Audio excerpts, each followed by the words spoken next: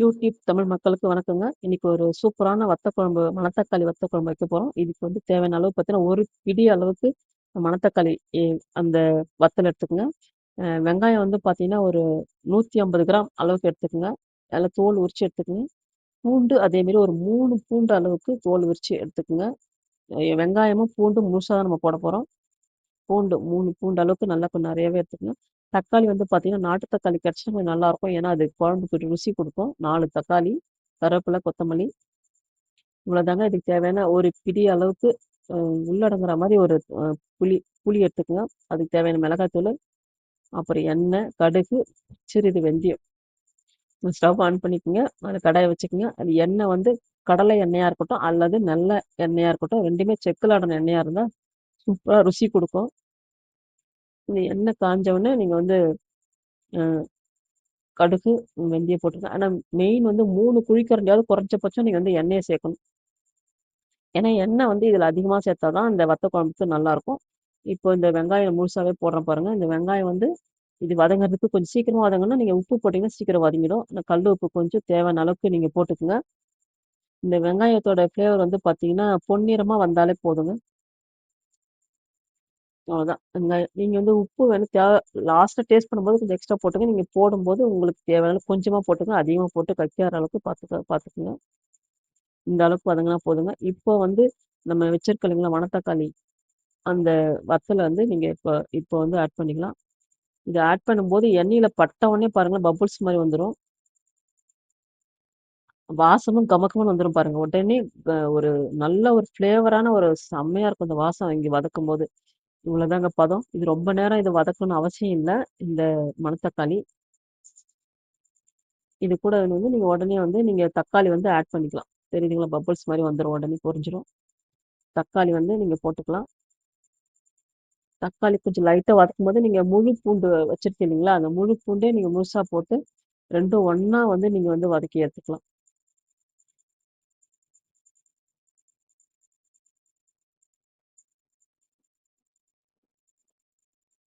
இவ்வளோதாங்க.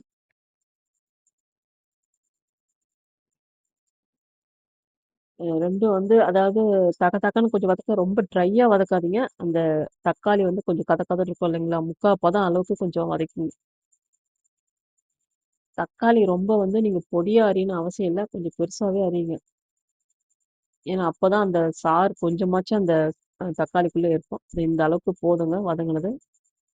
இதுக்கு வந்து உங்களுக்கே தெரியும் இல்லைங்களா? நீங்க எவ்வளோ குழம்பு வைக்கிறீங்களோ, அந்த அளவுக்கு தகுந்த மாரி மிளகாய் தூள் வந்து பார்த்தீங்கன்னா, நம்ம வீட்டு குழம்பு மிளகாய் தூள் தான். இது ஒரு 4 ஸ்பூன் நான் போடுறேன். 4 ஸ்பூனு போட்டு இந்த எண்ணெயில வந்து லைட்டா வந்து கிளறி விட்டுக்குங்க. ஏன்னா, எண்ணெயில வந்து மிளகாய் தூள் படும்போது வெடிப்பு வாசம் வராது. அதாவது பச்சை வெடிப்பு வாசம் வராது. நீங்க சீக்கிரமா அவசரமா சாப்பிடணும்னா கூட நம்ம வந்து ஊத்தி எடுத்து சாப்பிடலாம். அவ்வளோதாங்க எண்ணெயில பட்டுடுச்சுங்களா? நீங்க உடனே இந்த புளிய வந்து கரைச்சு ரெடி பண்ணி வச்சிருக்கணும். அந்த புளி தண்ணிய நீங்க வந்து ஃபுல்லா ஊத்திற வேண்டியதுதான். அவ்வளோதாங்க. இத ஊத்திட்டு நீங்க வந்து நல்லா இப்ப கொதி நிலைக்கு விட்டுடணும் அவ்வளோதான். கொஞ்சம் ஓரளவுக்கு எவ்வளோ ஊத்துறீங்களோ அதில பாதி அளவுக்கு வரணும். அந்த திக்னஸான வரணும். அந்த வத்த குழம்புனா அந்த பாதி நீங்க வைக்கிற அளவுல பாதி வந்துச்சுன்னா, ஒரு திக்னஸா அழகா கிடைக்கும். இத வச்சு பாருங்க. செம சூப்பரா இருக்கும். மணத்தக்காளி. இது வந்து மருத்துவ குணம் உள்ள ஒரு மணத்தக்காளி குழம்பு. வயிற்று புண்ணு, வாய் புண்ணெல்லாம் ஆற்றும். குடல் புழுக்கெல்லாம் வெளியேறும்.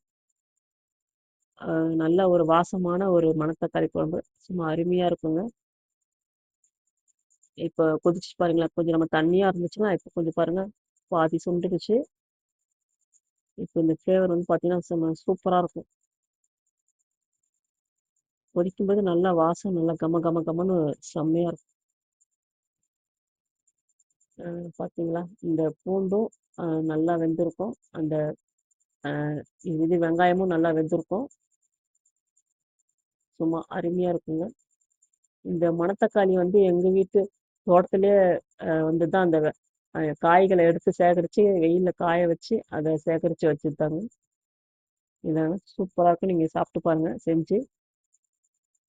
நல்ல ஒரு மருத்துவ குணமுள்ள ஒரு மணத்தக்காளி குழம்பு. நன்றி. வணக்கம்.